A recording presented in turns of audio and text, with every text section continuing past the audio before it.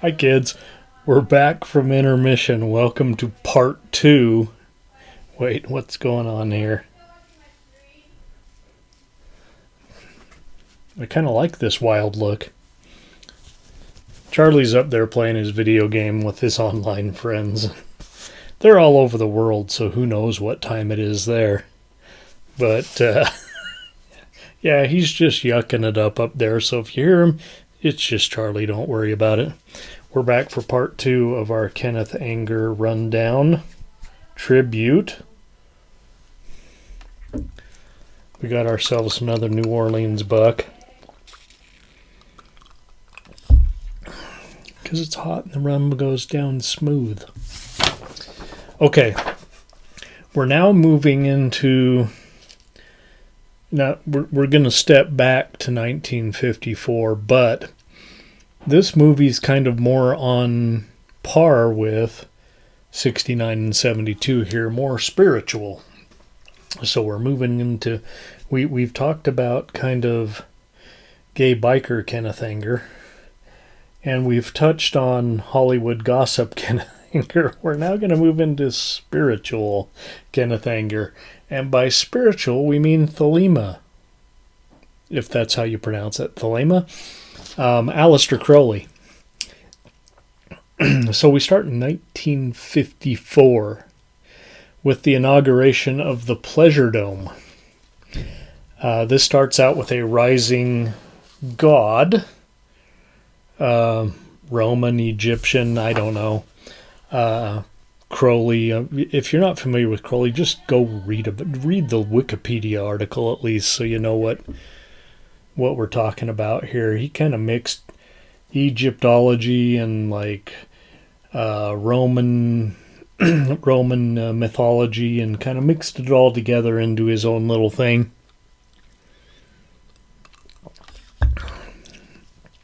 It was known as like the world's most evil man, but that's kind of debatable. Anyway, this rising god dresses and evolves into an orgiastic explosion of color and movement, writhing bodies, laughing heads, Roman gods and Egyptian gods, primitive gods and death masks. Yeah, we even reach back to almost like the precursor of voodoo here, the juju masks of sub-Saharan Africa. The version I watched was restored in 1993. I started a 1966 version to see if there was modern music, but alas, opera. I know I'm uncouth, but I had to turn off the sound about halfway through. Okay, I listen to a lot of music, like music from almost every genre, but I cannot take opera singing. Cannot stand it. Just if they get into a rhythm, okay, but when they're just singing out lines, oh God, it's awful. I had to turn off the sound halfway through the movie just to get through the movie. It was better silent. I wrote sorry, not sorry. Because I'm not sorry. I fucking hate it. Next up we have Invocation of My Demon Brother. 1969. I think Lucifer Rising was underway by the time this was released. Here we have all the anger. Thelema, naked men, fire, ceremonial robes, bikers, weed parties, Big Dick Tony. Now, this is a little bit of an inside joke. Y'all know I'm a Satanist. I belong to TST now, but I was affiliated with COS for a while.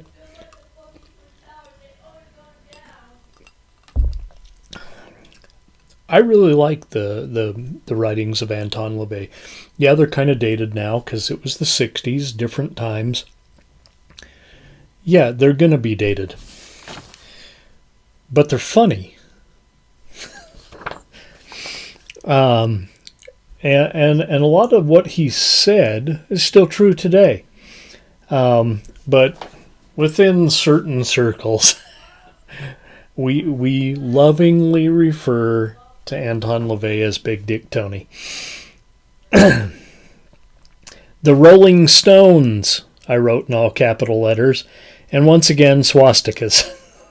So if you're, I hate to say liberal snowflake because conservatives seem to be more snowflakey nowadays, but if you're touchy about the mere image of a swastika, no matter the context, yeah, you're probably gonna freak.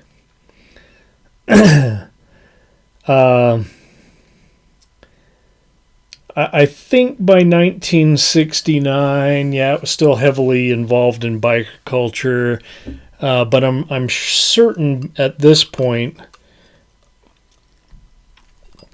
in the movie the imagery is merely used for shock.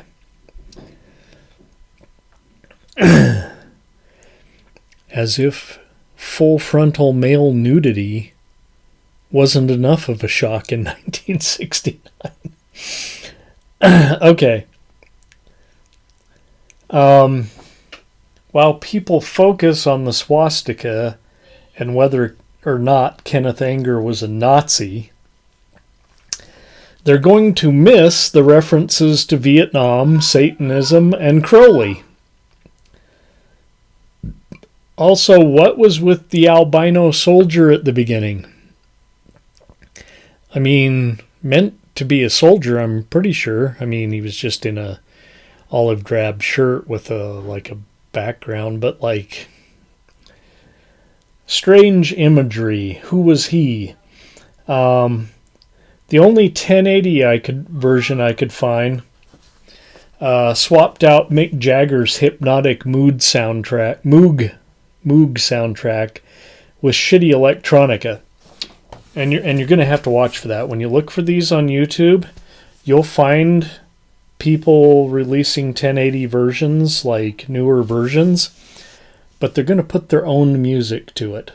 And these are electronica groups, just like reinterpreting the video with their own music. And it's not going to be as good as Mick Jagger's soundtrack. Wait. I might have to reread this. Mick Jagger or Jimmy Page? Because Jimmy Page did the music for the next picture, but it wasn't delivered in time to use in the picture. I'm not sure where that ended up. There may be a version of this with Jimmy Page's music. Well, what's going on there? Okay. Anyway, watch different versions of it with different music. You'll find the one that you'll like. So I watched, my recommendation, watch the original. It's got the Rolling Stones in it, like red concert footage. But because of Altamont, so Mick Jagger was friends with Kenneth Anger, as was Jimmy Page. But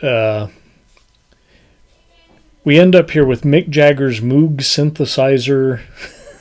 Watch that one. It doesn't look as good. And then watch the 1080 version with the sound off and just kind of recall the Mick Jagger music. And there you got your best. That's your best bet. Or if you somehow can, play the Mick Jagger soundtrack while you watch the 1080 version. And I'm not trying to slam on the group that, the couple that did the knockoff music. But I mean, really, you're going to take a computer, take my MacBook here, and you're going to make a better soundtrack than Mick Jagger on a Moog synthesizer. Really? Pretty bold of you. Okay. Look what we have come to. Lucifer Rising, 1972. Now, Jimmy Page figured heavily in this. Jimmy Page was supposed to do the soundtrack to this. That's maybe where we ended up with Mick Jagger instead, but then it was used on the previous picture. I know, confusing. A much more ambitious, yet less trippy, voyage through anger's mysticism. We start with the fiery bowels of earth, lava bursting forth and flowing. Probably Kilauea is what it looks like. From there to ancient Egypt, where Isis and Osiris communicate with staffs and like flashes of fire, or I guess more like sunlight, more like when the sunlight hits a mirror. A very colorful Lucifer with some tremendous sideburns, I might add. It's 1972. Sideburns were a thing. Well, look, I kind of got sideburns up here.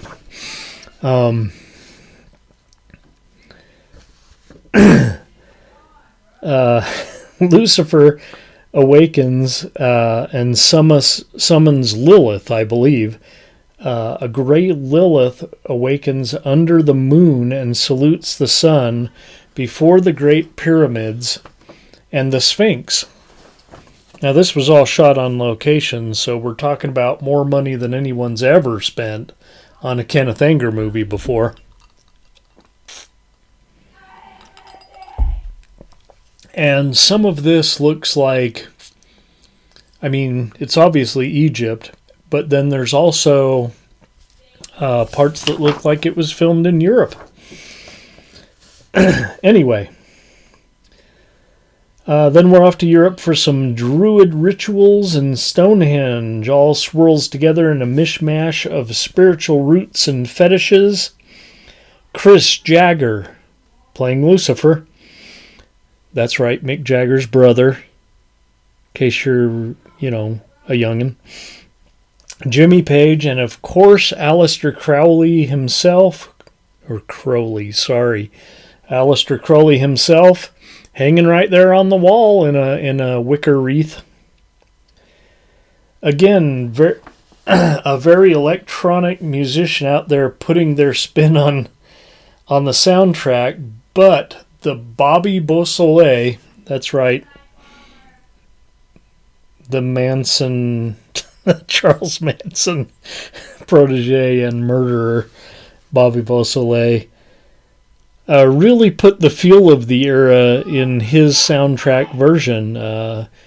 Yeah, he's a murderer, but he made some great music for this film. More of why this probably won't ever be mainstream.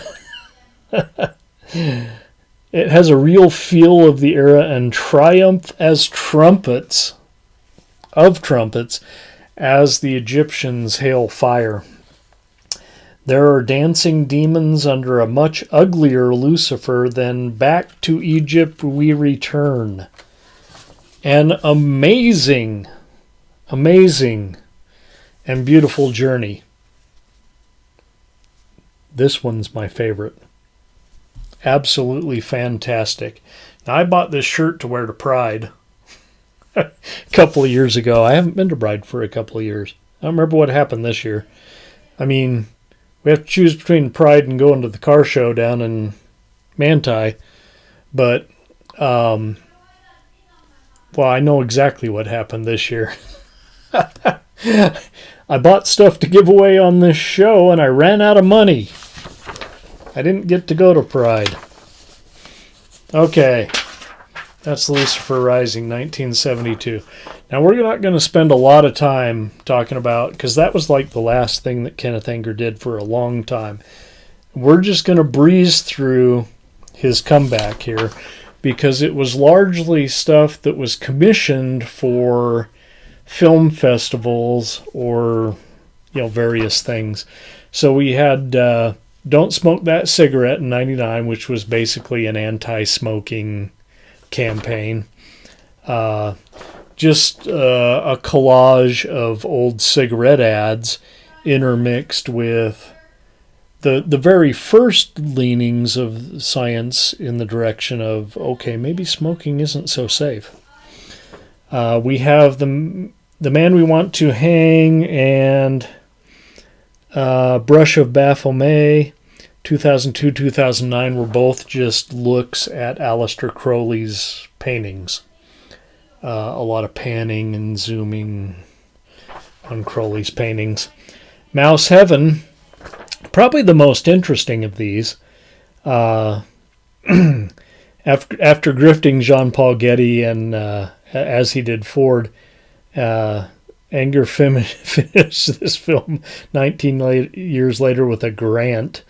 So these are like Disney toys, mostly antique Disney toys, and they're like almost like stop motion put to use dancing to music. Their actions, and it's actually kind of amusing, and with the blessing of Disney. We have Elliot's Suicide, 2007, which was, honestly, I don't know what was trying to be accomplished here. I only saw, I guess, kind of a preview of it. And if it's a tribute to Elliott Smith, well, great. I love Elliott Smith. I'd like to see more tributes to Elliott Smith. But what we have here is largely like home movie footage of the Rose Parade. And then in 2010, an Italian fashion house hired Anger to shoot, much as they had hired other artists and filmmakers to shoot highly stylized ads, essentially, for their house. So we're not going to spend a lot of time dwelling on that later work, but we are going to talk about this. This is Hollywood Babylon. Oh, maybe I should cover that up. So later on, there are later versions of this book where they kind of covered up Jane's cleavage there. Now, I mentioned that this 1976 Dell edition of the Hollywood Babylon book, the first Hollywood Babylon book. Can you tell me how many he wrote? Anyway, despite making the cover, Jane Mansfield doesn't figure prominently in the book. We got a lot of stories about old Hollywood.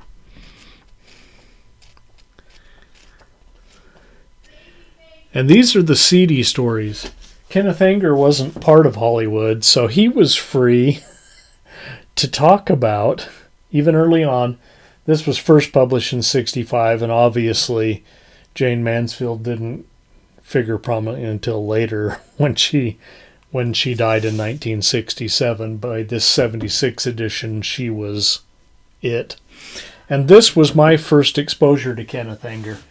So in here we have pictures of the, at the very end, past all the stories that were initially in here, Fatty Arbuckle and just all kinds of scandalous shit. Robert Mitchum getting arrested for weed back in the 40s. Rory Calhoun, who I love, mind you, Motel Hell, Rory Calhoun. He was a big Western star before that. But apparently he was next gone. I didn't know that. But, of course, what in this book is true and what isn't? Anyway, you can win this book. That's right. I got this book to give away. So, follow me on Twitter for a chance to win that book. I haven't decided exactly how it's going to go down. Maybe a trivia question. Maybe something from the show here. But on Twitter, there will be a contest, and the winner will get that book, that paperback 1976 Dell edition of Hollywood Babylon by Kenneth Anger. Now, I don't know where we're at here because I can't see on here. I'm going to take a look. The last one went almost 30 minutes.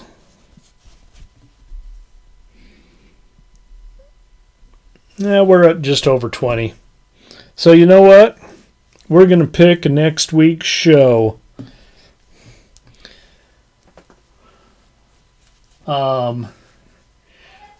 We're a couple of months out from the end of the season. Probably be the last week of July, first week of August. We're going to do a 4-part special. And I don't know if I've mentioned it already, but we'll save it. I think we're going to have my brother come on the show and talk about his experience with the people who made the 4 movies we're going to talk about. Now I'm just going to pull one out that I can't see there, because next week is not the end of the season, and we're going way back to the 50s, like in this book, to 13 Ghosts and the House on Haunted Hill. And if I have them written up, we'll talk about the sequels that go along with those. So join us next week for 13 Ghosts and the House on Haunted Hill.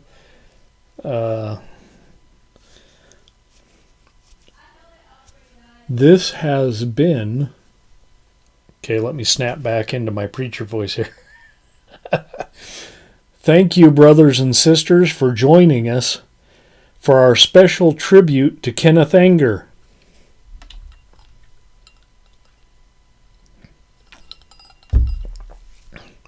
I'm sure he's really enjoying that we just, talked about all these movies. So, if you liked what you saw, thumbs up, thumbs down, leave some comments. You could win a button. And follow me on Twitter for news on how you can win this 1976 original cover with the nipple showing edition of Hollywood Babylon. Y'all like Jane Mansfield, right?